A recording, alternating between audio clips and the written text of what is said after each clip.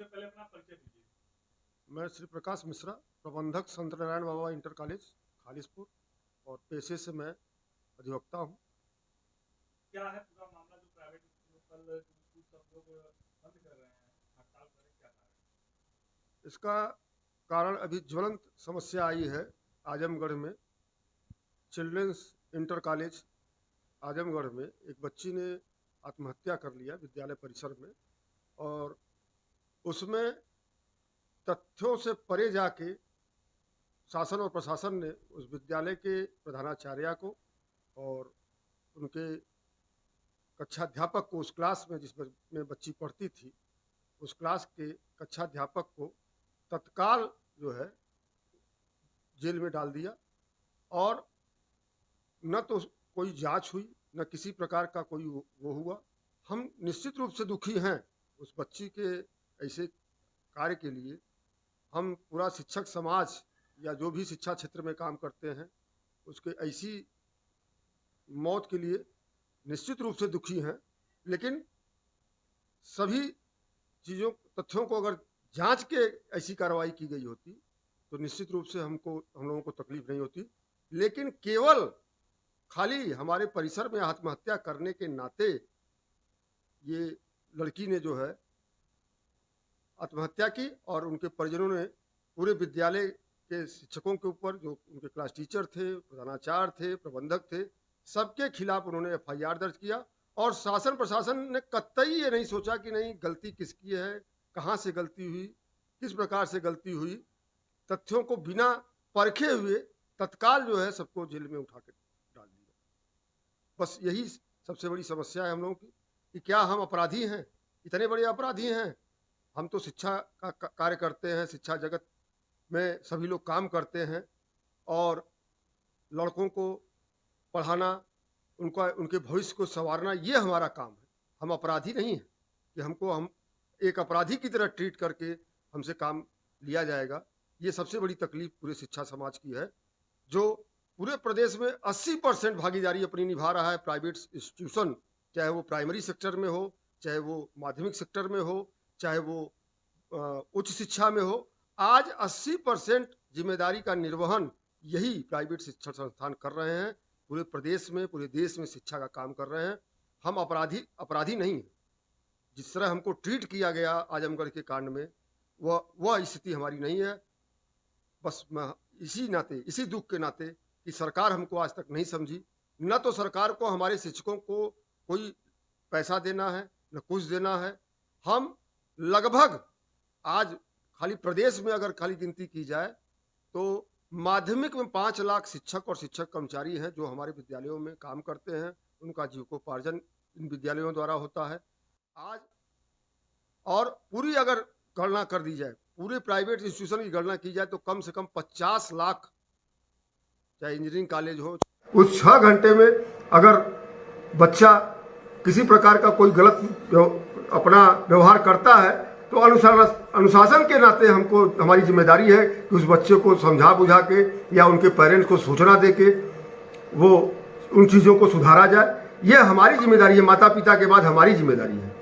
और स्थितियाँ ये हो गई हैं कि अभिभावक पूरी तरह से अपने बच्चे से अलग हो गया है। ये जो घटना घटी, ये शुक्रवार की घटना थी। शुक्रवार को बच्ची के पास मोबाइल पाया जाता है। क्लास टीचर उनके अपने प्रधानाचार्य को फ़ोन करता है कि फला बच्ची के पास मोबाइल पाया गया है। दुर्भाग्यवश प्रधानाचार्य जी उस दिन नहीं रहती हैं विद्यालय पे। सोमवार को प्रधानाचार्य जी आती हैं, उस बच्ची को बुलाती हैं, ऑफिस में जाती है बच्ची। प्रधानाचार्य जी उसकी माँ से बात करती हैं। माँ यह उत्तर देती है कि हमारा बच्चा सनबीम में पढ़ता है, 1:30 बजे उसकी छुट्टी होगी, मैं उस बच्चे को लेकर तब आपके विद्यालय आऊँगी। प्रधानाचार्य जी उस बच्ची को अपने ऑफिस के बाहर खड़ा कर देती है, और खड़ा करने के बाद 15 मिनट में वो बच्ची जो है दौड़ के तीसरी मंजिल पे जाती है और ऊपर से कूद जाती है।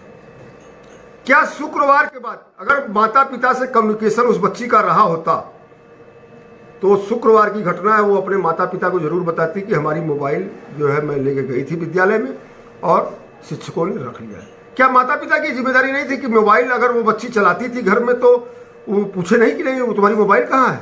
निश्चित रूप से माता पिता को पता चला होगा कि नहीं बच्चे की मोबाइल जब्त हो गई है, लेकिन उन्होंने कभी भी इस चीज़ को संज्ञान में नहीं लिया कि प्रधानाचार्य से या उस प्रबंधन से जाके बात करें कि नहीं गलती हो गई, बच्ची मोबाइल ले गई थी। तो सारी चीज़ें ये जो हुई हैं ये नहीं हो पाती, लेकिन माता पिता का कम्युनिकेशन धीरे धीरे बच्चों से हटता जा रहा है। और सारी समस्या का जड़ यही है, हम 6 घंटे के लिए विद्यालय चलाते हैं, 6 घंटे के बाद वो बच्चा वो बच्ची अपने घर रहता है। तो अगर माता पिता से कम्युनिकेशन अगर वो बना रहेगा बच्चों का, तो ऐसी घटनाएं नहीं हो पाएंगी। सीधे सीधे पता चलता है कि कहीं ना कहीं से अभिभावक की भी लापरवाही उस बच्ची के साथ रही है, जिस कम्युनिकेशन के नाते वो चाहे डर के मारे या किसी कम्युनिकेशन गैप के नाते वो अपनी बातों को अपने अभिभावकों के सामने नहीं रख सकते। और वो न रखने का नतीजा हुआ कि प्रधानाचार्य के फोन करने के बाद वो बच्ची डर और सहम गई और वो ऐसी घटना घट गई। ठीक है, घटना घट गई, लेकिन उस घटना के जिम्मेदार कौन कौन लोग हैं? खाली विद्यालय प्रबंधन या विद्यालय का स्टाफ उस घटना का जिम्मेदार नहीं है, यह समाज भी जिम्मेदार है, ये उनके माता पिता भी जिम्मेदार हैं। सारे लोगों की जिम्मेदारी इसमें तय होनी चाहिए और कोई ऐसा नियम कानून बनना चाहिए जिसमें विद्यालय प्रबंधन जो प्राइवेट इंस्टीट्यूशन है उनको भी इससे छुटकारा मिले। मेडिकल लीगों में आज तो सुविधा मिल गई, डॉक्टरों को तो सुविधा मिल गई, कोई ऑपरेशन कराने जाता है, पथरी है, कुछ भी है, कोई घटना घट गई, आदमी मृत्यु हो गया, क्या उनके खिलाफ एफआईआर दर्ज करने का प्रावधान है? क्यों? क्योंकि उनका इंटेंशन और ऑब्जेक्ट नहीं है उस व्यक्ति को मारने का, इसलिए उनके खिलाफ एफआईआर दर्ज नहीं होता है। उनको ये सुविधा मिली हुई है। आप जाते हैं ऑपरेशन कराने तो आपको एक वो पर्ची देते हैं जिसपे आप सिग्नेचर करते हैं कि इनके साथ कोई अगर घटना घटती है तो इसकी जिम्मेदारी मेरी हो।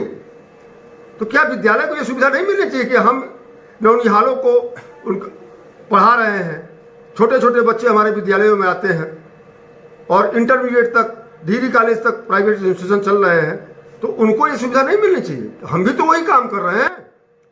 आप जीवन देने का काम कर रहे हैं, हम जीवन बनाने का काम कर रहे हैं। और जीवन बनाते हुए अगर किसी प्रकार का कोई अगर मिसबिहेव के नाते कोई घटना घट जाती है तो क्या हम अपराधी घोषित कर दिए जाएंगे? ये बात नहीं होनी चाहिए। आप एक स्कूल के प्रबंधक हैं, अभिभावकों के लिए क्या कहना चाहेंगे? मैं अभिभावकों से सिर्फ ये कहना चाहता हूँ कि हम लोग भी बच्चे रहे हैं। हमारे अभिभावक शाम को आने के बाद पहले पूछते थे कि क्या पढ़ाई हुई, क्या हुआ, क्या स्कूल में हुआ, सारी चीज़ों। अब अभिभावक के पास समय नहीं रह गया अपने बच्चे के लिए।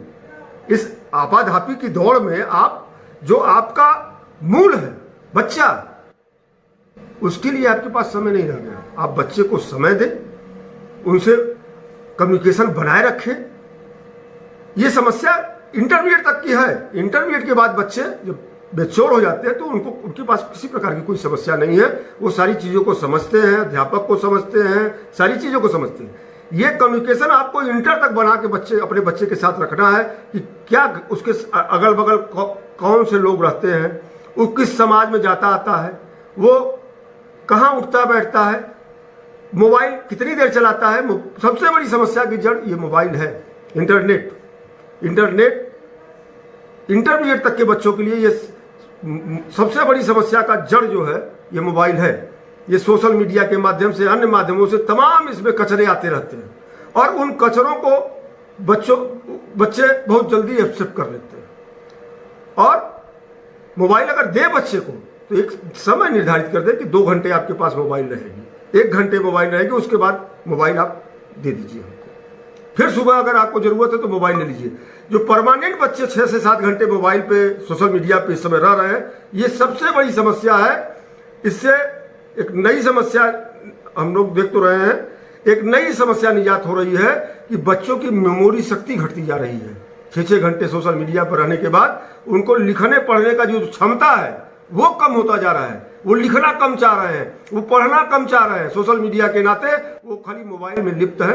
मेरा अभिभावकों से अनुरोध है कि वो अपने बच्चे से कम्युनिकेशन बनाएं, मोबाइल से थोड़ी दूरी उनकी बनाएं। इंटरमीडिएट तक बच्चे दबाव में हो सकते हैं अभिभावकों के, और वो उन बच्चों को के ऊपर ध्यान देना शुरू करें।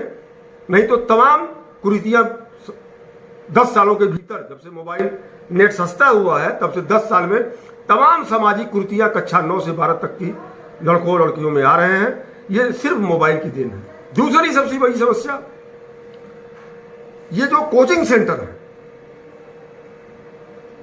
इनके पास कभी गार्जियन नहीं जाता है कि आपकी कोचिंग सेंटर में कैसे बैठाया जाता है, किस ड्रेस में बच्चे बच्चियां आते हैं, क्या पहन के आते हैं, 1.5 घंटे में आप किस व्यवस्था में उनको रखते हैं। अगर मोबाइल 80% अगर जिम्मेदार है इस अनुशासनहीनता का बच्चों के, तो 20% जो है कोचिंग संस्थान, जो छुटभैये लड़के, कोई बीए करके, कोई बीएससी करके, कोई इंटर करके कोचिंग चला रहा है। ऐसे कोचिंगों में जाने पर बच्चियां और बच्चे जो है अनुशासन उनका खत्म हो रहा है, और वो वही स्थिति स्कूल में भी चाहते हैं कि जो स्कूल हमको कोचिंग में सुविधाएं मिल रही हैं, विदाउट ड्रेस आने की, मोबाइल ले जाने की और तमाम अनुशासनहीनता करने की, वही चीज़ें हमको स्कूल में क्यों नहीं मिल रही हैं। ये सबसे बड़ा कारण है।